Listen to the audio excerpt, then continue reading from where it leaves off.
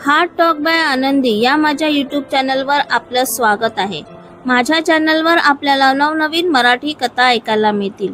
आपल्या सुरू असलेल्या कथेचं नाव आहे कॉन्ट्रॅक्टवालं प्रेम, भाग 15. लेखिका आनंदी शेडगे. चला तर मग आपल्या कथेला सुरुवात करूया. इशिताने मिहिरला त्या मुलाबद्दल आणि तिच्या भूतकाळात झालेल्या त्या गोष्टीबद्दल सगळं सांगितलं. एवढा मोठा गुन्हा करूनही फक्त पैशाच्या जोरावर तो मुलगा अजूनही बाहेर फिरत होता. ही तर मोठी शरमेची गोष्ट होती. हॉटेलवर परतल्यावर मिहिरला त्याच्या ओळखीची कोणीतरी मुलगी भेटली. आता ती कोण आहे ते बघूया. आता पुढे. मिहिरला पल नावाची त्याची मैत्रीण भेटली. तिच्याशी बोलण्यात तो एवढा गुंग झाला की त्याला इशिता कधी निघून गेली कळलंही नाही. मीर, खरं तर मला तुला विचारायला हवं, तू इथे कसा? तू इथे असा भेटशील असं वाटलं नव्हतं, पल खुश होत म्हणाली. पल, आफ्टर लॉंग टाइम, किती वर्षांनी भेटलो आपण, मीर हसत म्हणाला. हो ना, तू तर मला विसरूनच गेलास. एक कॉल नाही, मेसेज नाही. मग कसं चाललंय तुझं लाईफ? पहिल्यासारखंच एन्जॉय करतोयस की काही बदललं आहे?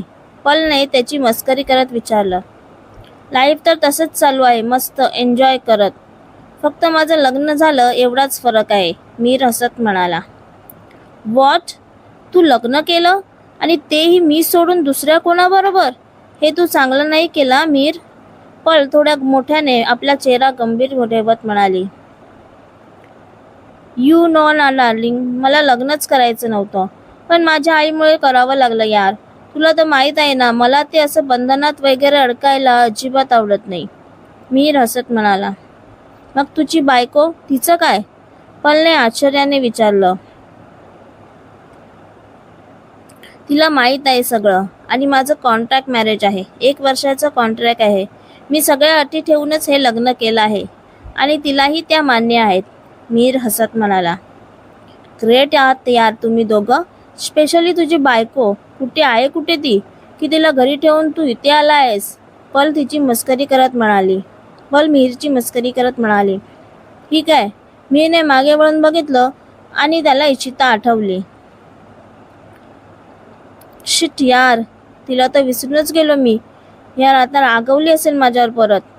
मिहिर इशिताला इकडे तिकडे बघत कासावीस नजरेने म्हणाला. मी आलोच. तू इथेच आहेस ना? रात्री डिनरला भेटू आपण. खूप बोलायचं आहे तुझ्याशी, मीर म्हणाला. उद्यापर्यंत आहे, भेटू रात्री, पल हसत म्हणाली. तिला गुड नाईट बोलून मिहिर निघून गेला. पल खूप वेळ तो गेला त्या दिशेने बघत होती. ती आणि मीर 2 वर्ष रिलेशनशिपमध्ये होते. मीर करत नसला तरी तिचं प्रेम होतं की नाही माहीत नाही, पण मीर तिला आवडत होता. पण तिला माहीत होतं मीर कधीच आपला होऊ शकणार नाही. आणि मग हळूहळू दोघांचं ब्रेकअप झालं. खूप वर्षांनी मीरला भेटून तिच्या जुन्या आठवणी ताज्या झाल्या आणि तिच्या डोळ्यात पाणी तरळले. तिने एक मोठा श्वास घेतला आणि तिथून निघून गेली. इशिता रागाने निघून आली होती, पण तिने थोडा विचार करून स्वतःला सावरलं आणि नॉर्मल झाली. कानात हेडफोन घालून गाणी ऐकू लागली. इकडे इशिता रागावली असेल म्हणून मी धावतच तिच्याकडे आला. त्याने तिच्या रूमचा दरवाजा वाजवला. तिने पटकन दरवाजा उघडला आणि परत बेडवर बसून गाणी ऐकू लागली. तिला असं नॉर्मल बघून खरं तर मीरने सुटकेचा श्वास सोडला.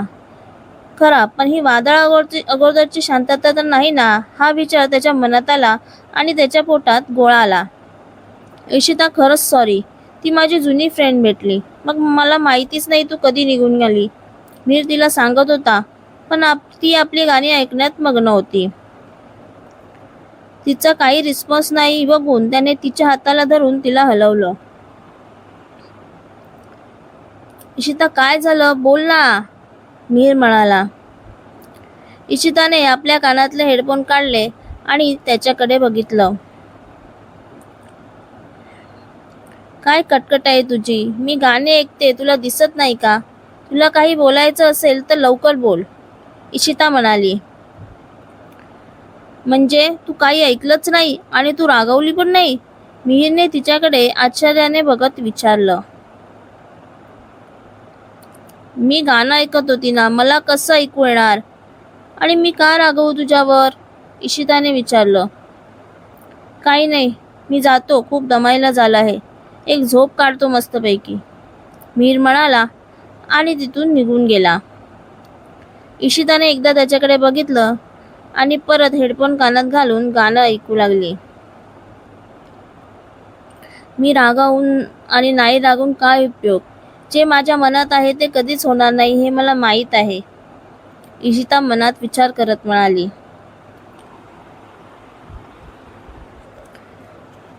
रात्री मीर आणि इशिता डिनरसाठी खाली आले होते. पण मीरचीच वाट बघत बसली होती. ए हाय पल, मीरने तिला आवाज दिला आणि ती ज्या टेबलावर बसली होती तिथे गेला. आता ही परत इकडे काय करते? मला इथे यायलाच नको होतं, इशिता आपलं तोंड वाकडं करत मनातच म्हणाली. पल ही इशिता आणि इशिता ही माझी फ्रेंड पल. मीरने दोघींची ओळख करून दिली आणि पलच्या बाजूच्या चेअरवर जाऊन बसला. मग त्या दोघांच्या गप्पा चालू झाल्या. मीरने आज जेवणही पलच्याच आवडीचं मागवलं. अरे तुला माझी आवड अजून लक्षात आहे? पलने विचारलं. म्हणजे काय? मी कसा विसरेन? जी लोक मला आवडतात त्यांच्या आवडी मी कधीच विसरत नाही, मीर हसत म्हणाला. त्याच्या म्हणण्याचा अर्थ पल आणि इशिता दोघांनाही कळला. मीरच्या बोलण्यावर पल लाजली आणि इशिताच्या कपाळावर आठ्या पडल्या. अरे काय तुझी बायको बाजूला आहे आणि तू काय बोलतोस? पल त्याला चिडवत म्हणाली. अरे मी तुला सांगितलं ना, तिला सगळं माहीत आहे, डोंट वरी. हो की नाही इशिता? मीर हसत म्हणाला. इशिता फक्त हसली आणि जेवू लागली.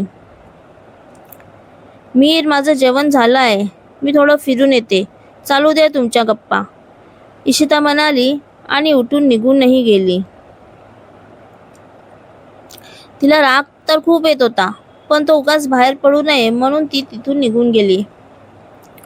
पल भेटल्यापासून इशिता शांतच होती हे मिहीरला जाणवलं.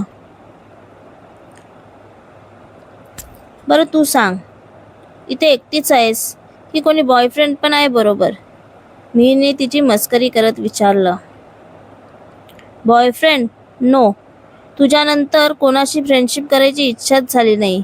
आता मी मस्त एकटी आहे, मला हवं ते करते, हवं तिथे फिरते, पल हसत म्हणाले. पल, मी तुला याआधी सांगितलं होतं माझ्यात अडकू नकोस, तरी तू अजून तिथेच आहेस, मिहीर तिला समजावत म्हणाला. मिहीर, मी माझ्या जगात वावरताना हे सगळं विसरले होते, पण तू भेटलास आणि परत सगळ्या आठवणी ताज्या झाल्या. मिहीर, आपण परत एकत्र नाही येऊ शकत का? आय प्रॉमिस, मी तुला कुठल्याच बंधनात नाही अडकवणार, मला फक्त तू हवा आहेस, पल इमोशनल होत म्हणाली. पण तिचं हे बोलणं इशिताने ऐकलं होतं, जी मिहीरला मी रूममध्ये जाते हे सांगायला आली होती. पण ती काहीच न बोलता तिथून निघून गेली. तिथे अजून उभी राहिली असती तर तिला आपल्या भावना आवरणं कठीण झालं असतं. पल, मला तुझ्या फिलिंग्स समजत आहेत आणि यामुळे काय त्रास होतो हेही मला माहीत आहे, म्हणून तर मी कधी या कमिटमेंटच्या भानगडीत पडलो नाही. तुला जे वाटतं आता ते शक्य नाही. पल, वाईट वाटून घेऊ नकोस, तू माझी एक चांगली मैत्रीण आहेस, तुझ्याबरोबरचे ते दिवस खरंच खूप छान होते. पण खरं सांगू पल, मी नेहमीच या फिलिंग्स, हे प्रेम यापासून पळत राहिलो. नेहमीच मी माझ्या स्वातंत्र्याचा विचार केला, कारण मला या सगळ्यात अडकून राहायचं नव्हतं. मला समजलं मीर तुला काय बोलायचं आहे. तू एवढ्या दिवसांनी भेटल्यावर मी फक्त माझ्या भावना परत व्यक्त केला रे. पण एक गोष्ट सांगू, रागवणार नाही ना तू? पल म्हणाली. नाही, बोल ना, का रागवीन मी तुझ्यावर? मिहीर म्हणाला. माझं ऑलरेडी लग्न झालं आहे आणि आम्ही दोघंही इथे मस्तपैकी फिरण्यासाठी आलो आहोत, पल जोरजोरात हसत म्हणाले. काय? म्हणजे तू एवढा वेळ फक्त ड्रामा करत होती आणि तुझा तो कुठे आहे? मिहीर काहीसा मिश्किलपणे तिला म्हणाला. हो रे, तो त्याच्या मीटिंगसाठी गेला आहे, येईलच एवढ्यात. पण मिहीर, मला बघायचं होतं, तू तसाच आहेस की बदलला आहेस? पल हसत म्हणाली. मग कसं आहे मी, की काही बदल झाला आहे का माझ्यात? काय दिसलं तुला? मीरने विचारलं. You are totally change dude. तू खूप बदलला आहेस. तो पहिलावाला फ्लर्टी मिहीर मला कुठे दिसलाच नाही. नाहीतर माझ्याबरोबर असताना सुद्धा तू इतर सुंदर मुलींकडे बघायचास डफर. पल त्याच्या डोक्यात एक टपली मारत हसत म्हणाली. मी डफर नाही, हँडसम आहे, कळलं? आणि तुला असं का वाटतं मी बदललो आहे? मिहीरने विचारलं. कारण तू प्रेमात पडला आहेस. पल हसत म्हणाली. मी आणि प्रेमात? नो वे. हे शक्यच नाही. मिहीर नाईमध्ये आपली मान हलवत म्हणाला. म्हणून तर मी तुला डफर म्हटलं. Think about that. पल मिहीरचे गाल ओढत म्हणाली. चल मी जाते. माझा नवरा आला असेल परत. भेटू उद्या. असं म्हणून पल निघूनही गेली. आणि ते मिहीर पल गेली त्या दिशेने बघत ती काय बोलून गेली याचा विचार करत राहिला. आजचा हा भाग तुम्हाला आवडला असेल तर तुमच्या मित्रमैत्रिणींना हा व्हिडिओ शेअर करायला अजिबात विसरू नका.